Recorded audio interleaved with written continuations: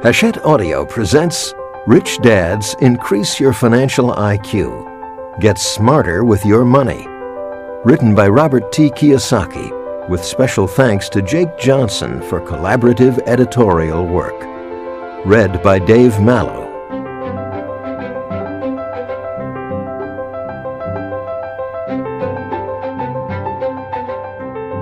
Foreword by Donald Trump. I first met Robert Kiyosaki in 2004. We wrote a best-selling book together in 2006. As we head into 2008, it's become even clearer to me that what Robert talks about and teaches is more important than ever. Financial education is crucial to this country at this point, and Robert's acumen in this area cannot be disputed. Just look at what was discussed in our book, Why We Want You to Be Rich, and then take a look at what has happened since then. I'd say we knew what we were talking about. Robert is taking you one step further with Rich Dads Increase Your Financial IQ, and I have every reason to believe he will be as prescient as we were in 2006. I would advise you to pay attention to what he has to say. Robert and I have shared concerns, and we have traveled similar paths as teachers and businessmen. Both of us had rich dads who helped to shape our lives, our spirits, and our many successes. We are both entrepreneurs and real estate investors, and we are successful because we had financial education. We know its importance and are serious when it comes to financial literacy. Robert has said, "It's financial education that enables people to process financial information and turn it into knowledge, and most people don't have the financial education they need to take charge of their lives." I couldn't agree more. One thing I noticed immediately about Robert is that he is not complacent. He's very successful already because he loves what he's doing. That's another thing we have in common. That's fortunate for you because he has a lot of very good advice to give. As I said in Why We Want You to Be Rich, what's the point of having great knowledge and keeping it to yourself? Robert answers that question with every book he writes, and you're lucky he's sharing it with you. One of the first steps to getting richer by getting smarter with your money is to take advantage of opportunities when they present themselves. Right now, you are holding a great opportunity. My advice to you is to listen to Rich Dads Increase Your Financial IQ and to pay attention. You will be on the right path to financial freedom and on the right path to big success.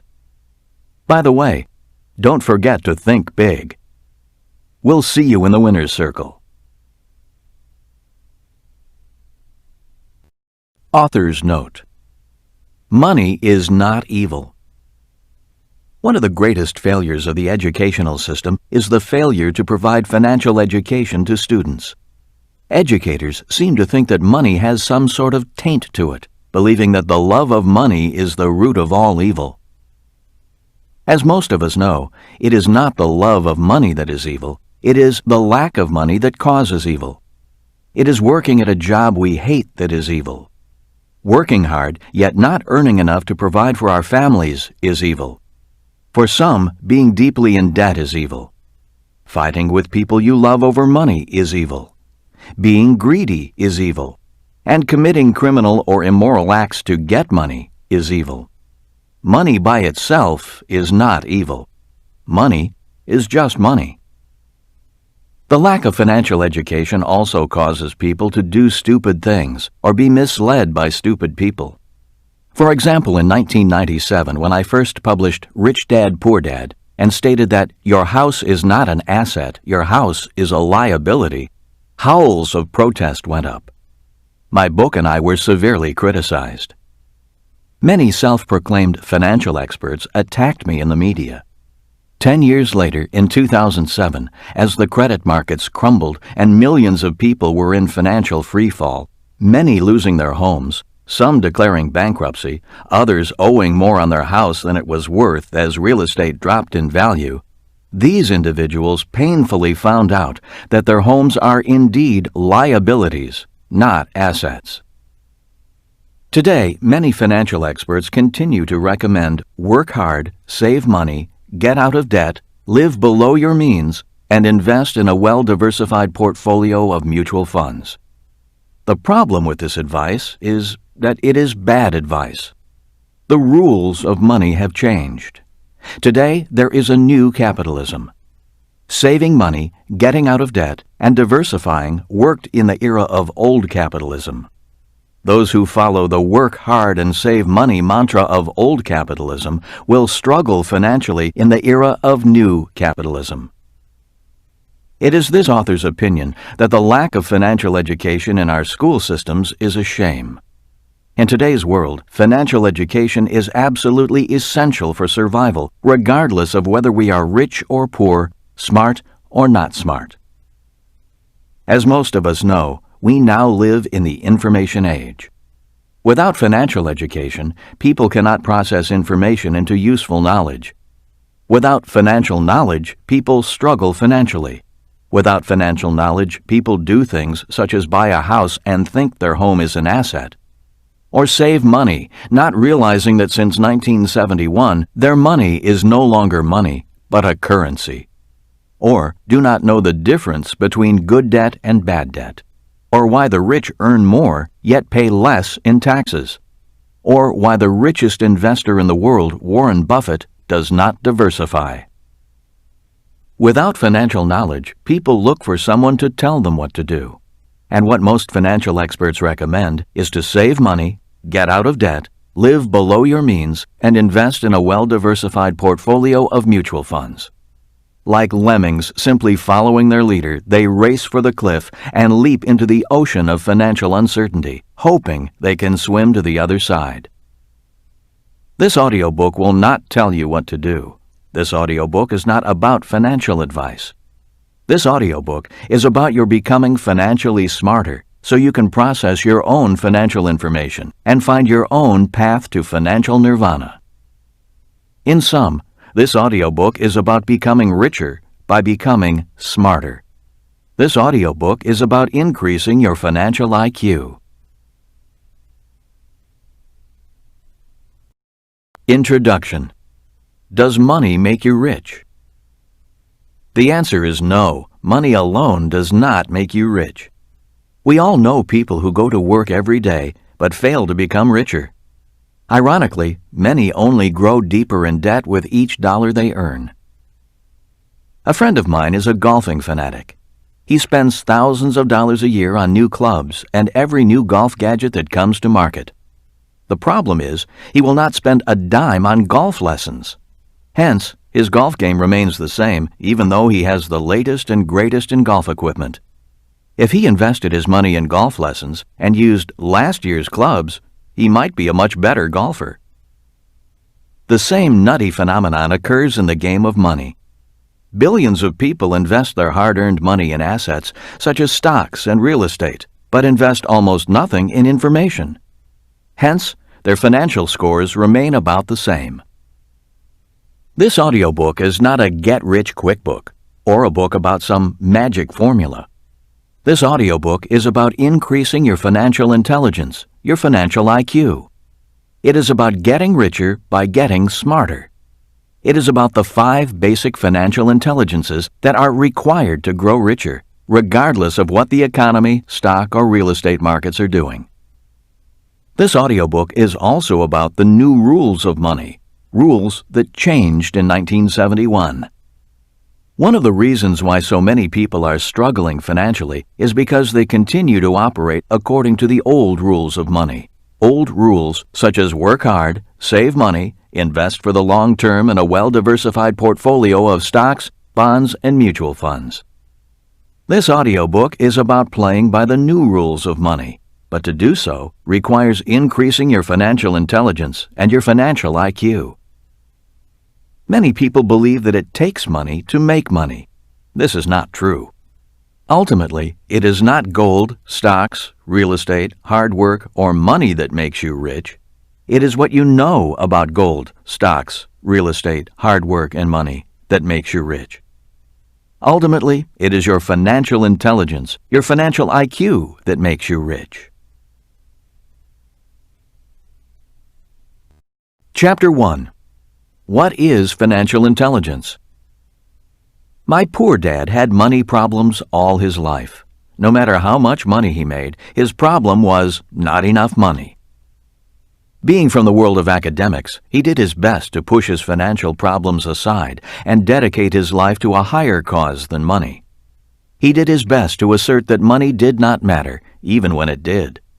He was a great man, a great husband and father, and a brilliant educator, yet it was this thing called money that often called the shots, silently hounded him, and, sadly toward the end, was the measure he used to evaluate his life. As smart as he was, he never solved his money problems. My rich dad, who began to teach me about money at the age of 9, also had money problems. He solved his money problems differently than my poor dad. He acknowledged that money did matter, and he strove to increase his financial intelligence at every chance. To him, that meant tackling his money problems head-on and learning from the process. My rich dad was not nearly as academically smart as my poor dad, but because he increased his financial intelligence, my rich dad's money problem was too much money. Having 2 dads, one rich and one poor, I learned that rich or poor, we all have money problems. The money problems of the poor are not having enough money, using credit to supplement money shortages, the rising cost of living, paying more in taxes the more they make, fear of emergencies, bad financial advice, not enough retirement money. The money problems of the rich are having too much money, needing to keep it safe and invested, not knowing whether people like them or their money, needing smarter financial advisors, raising spoiled kids, estate and inheritance planning, excessive government taxes. One of my favorite commercials is for a financial services company and starts with the rapper MC Hammer dancing with beautiful women, a Bentley and a Ferrari and an oversized mansion behind him. In the background, high-end specialty goods are being moved into the mansion. MC Hammer's one-hit wonder, "You Can't Touch This," is playing as all this is happening. Then the screen goes black and displays the words, 15 minutes later. The next scene is MC Hammer sitting on a curb in front of the same ridiculous mansion, his head in his hands, next to a sign that reads, "Foreclosed." The announcer says, "Life comes at you fast. We're here to help." The world is full of MC Hammers. We all have heard of lottery winners who win millions and then are deeply in debt a few years later, or the young professional athlete who lives in a mansion while he is playing and then lives under a bridge once his playing days are over, or the young rock star who is a multi-millionaire in his 20s and looking for a job in his 30s. Money alone does not solve your money problems. Hard work does not solve money problems. The world is filled with hard-working people who have no money to show for it, hard-working people who earn money yet grow deeper in debt, needing to work even harder for even more money. Education does not solve money problems. The world is filled with highly educated poor people. A job does not solve money problems. For many people, the letters JOB stand for just over broke. There are millions who earn just enough to survive but cannot afford to live. Many people with jobs cannot afford their own home, adequate health care, education, or even set aside enough money for retirement. What solves money problems? Financial intelligence solves money problems. Some examples of very common money problems are: I don't earn enough money. I'm deeply in debt. I have $10,000. What should I invest in? My child wants to go to college, but we don't have the money. I don't have enough money for retirement. I don't like my job, but I can't afford to quit. I'm retired and I'm running out of money. When I was a young boy, Rich Dad said to me, "Money problems make you smarter if you solve the problem." If you do not solve your money problem, that problem often grows into more problems. If you want to increase your financial intelligence, you need to be a problem solver. Rich Dad used the example of having a toothache to illustrate what he meant by a problem leading to other problems. He said, "Having a money problem is like having a toothache. If you do not handle the toothache makes you feel bad. If you feel bad, you may not do well at work because you are irritable. Not fixing the toothache can lead to further medical complications because it is easy for germs to breed and spread from your mouth. One day you lose your job because you have been missing work due to your chronic illness.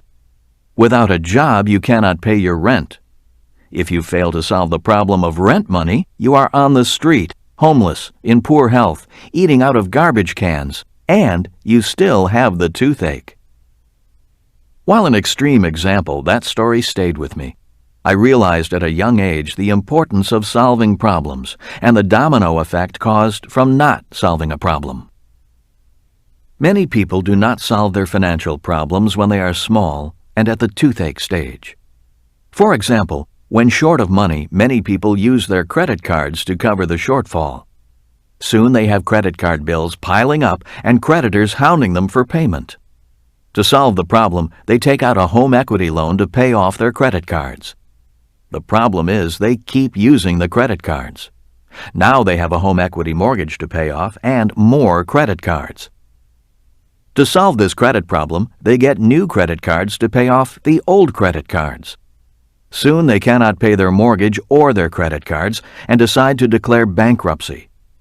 The trouble with declaring bankruptcy is that the root of the problem is still there, just like the toothache. Rather than address the root of the problem, spending habits in this case, many ignore the problem.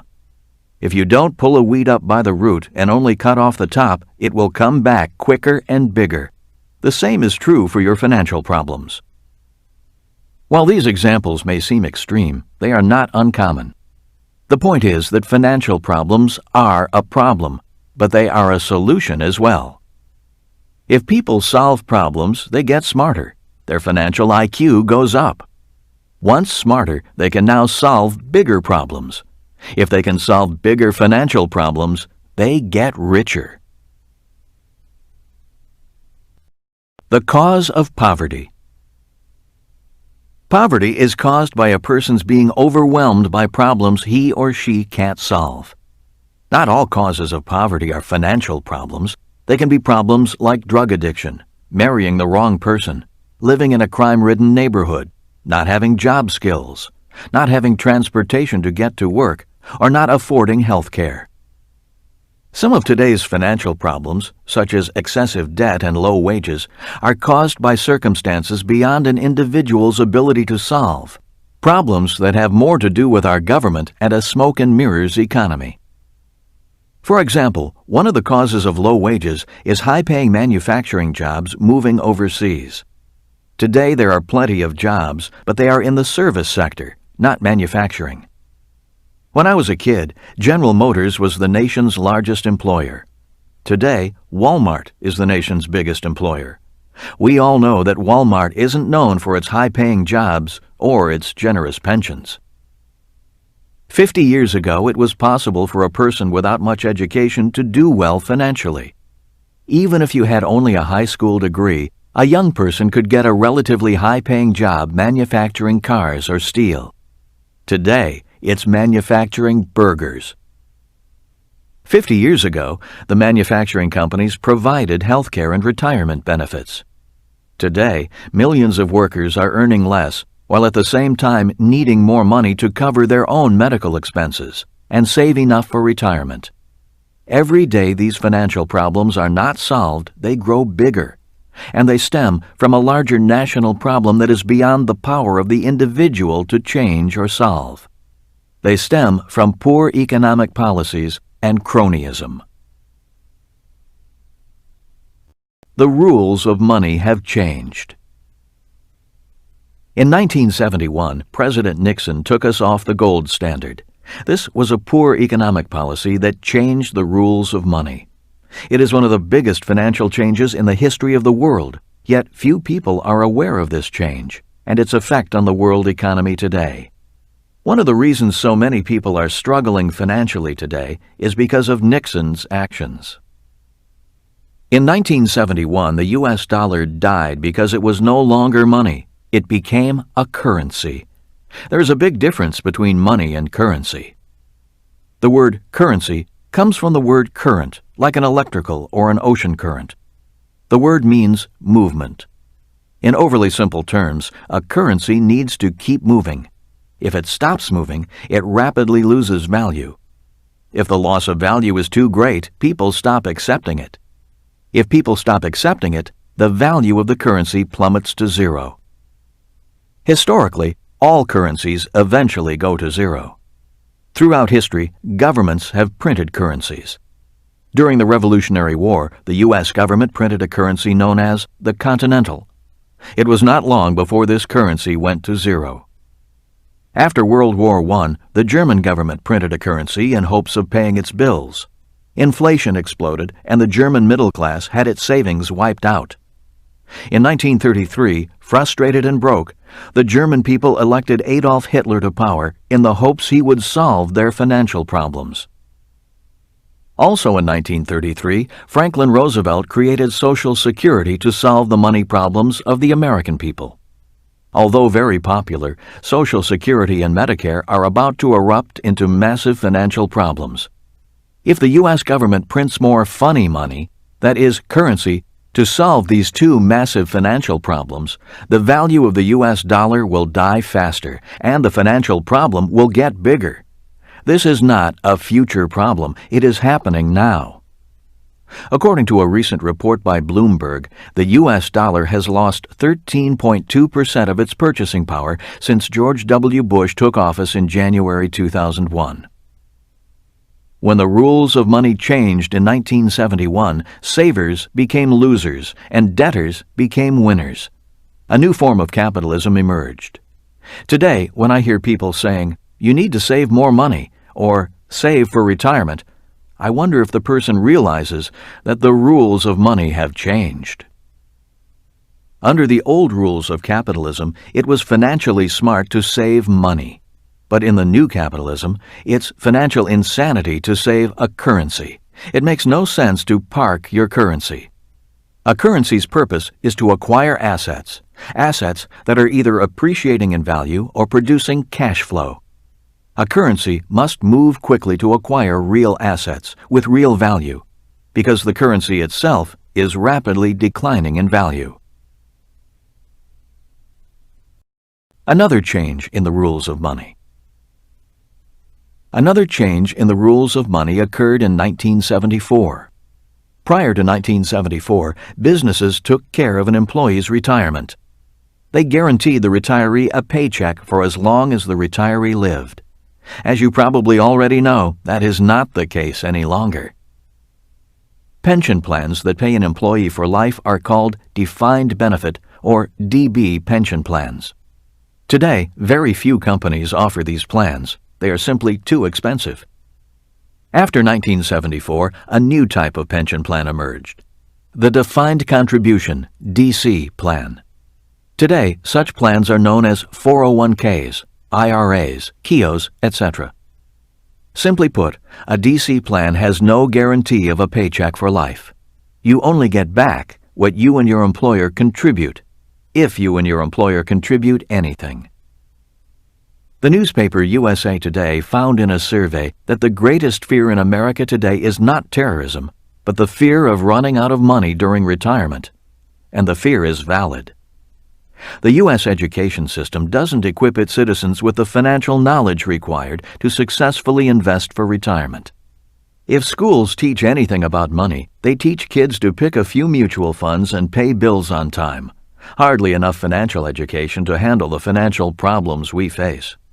Beyond that, most people don't realize that the rules of money have changed, and that if they are savers, they are losers. That the rules of money have changed, that those changes make you poorer, and that they are out of your control may seem unfair, and it is. The key to becoming rich is to recognize that the system is unfair, learn the rules, and use them to your advantage. How the poor handle money problems. When it came to describing the poor, Rich Dad said, The poor see money problems only as problems. Many feel they are victims of money. They think that if they had more money, their money problems would be over. Little do they know that their attitude towards money problems is the problem. Their inability to solve or avoidance of them only prolongs their money problems and makes them bigger. Instead of becoming richer, they become poorer. Instead of increasing their financial IQ, the only thing the poor increase is their financial problems. How the middle class handle money problems. While the poor are the victims of money, the middle class are prisoners of money. In describing the middle class, Rich Dad said, "The middle class solve their money problems differently. Instead of solving the money problem, they think they can outsmart their money problems. The middle class will spend money to go to school so they can get a secure job. Most are smart enough to earn money and put up a firewall, a buffer zone between them and their money problems. They buy a house, climb the corporate ladder, and save for retirement by buying stocks, bonds, and mutual funds. They believe their academic or professional education is enough to insulate them from the cruel, harsh world of money." At the age of 50, said Rich Dad, many middle-aged people discover that they are a prisoner in their own office.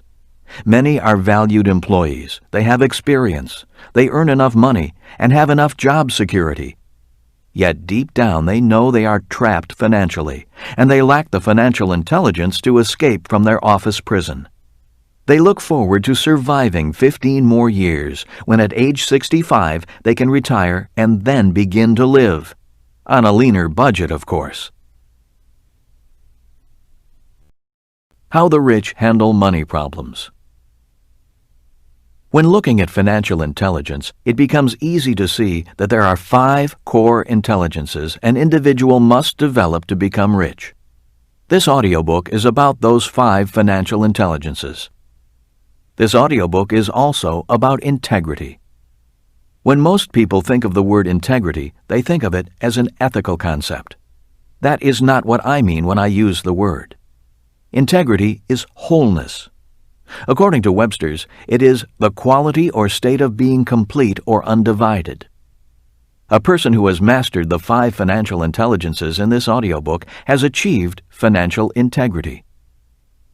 When the rich have money problems, they use their financial integrity, developed through many years of facing and solving problems, to solve those problems. If the rich don't know the answer to their money problems, they don't walk away and throw in the towel. They seek out experts who can help them solve their problems.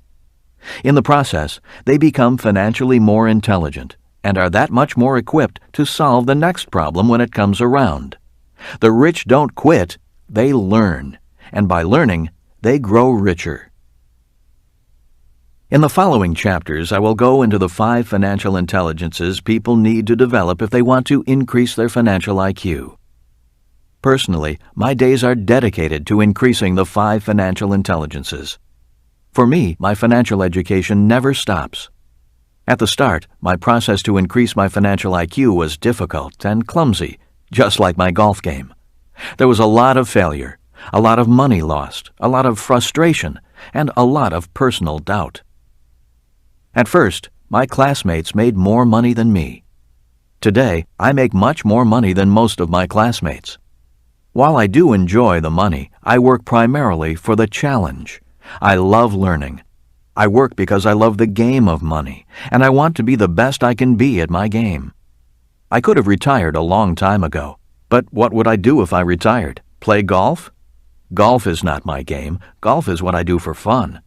Business, investing, and making money is my game.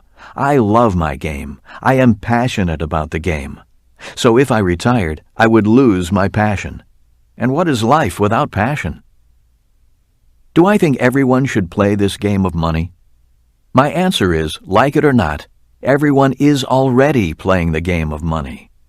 Rich or poor, we are all involved in the game of money. The difference is some people play harder, know the rules, and use them to their advantage more than others. Some people are more dedicated, more passionate, more committed to learning and to winning. When it comes to the game of money, most people are playing, if they know they are playing at all, not to lose, rather than playing to win. Since we are all involved in the game of money anyway, better questions may be, are you a student of the game of money?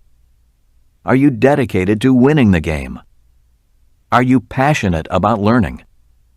Are you willing to be the best you can be? Do you want to be as rich as you can be? If you are, then continue on.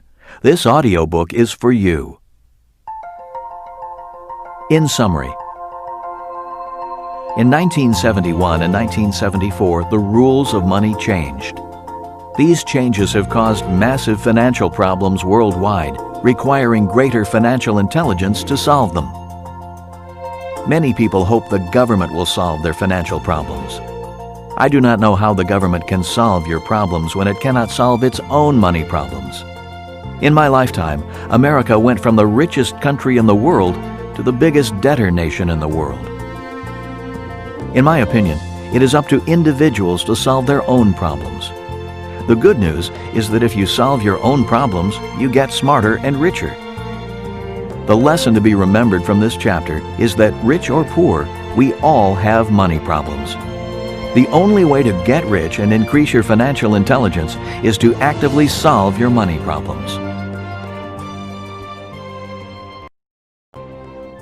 Chapter 2. The 5 Financial IQs.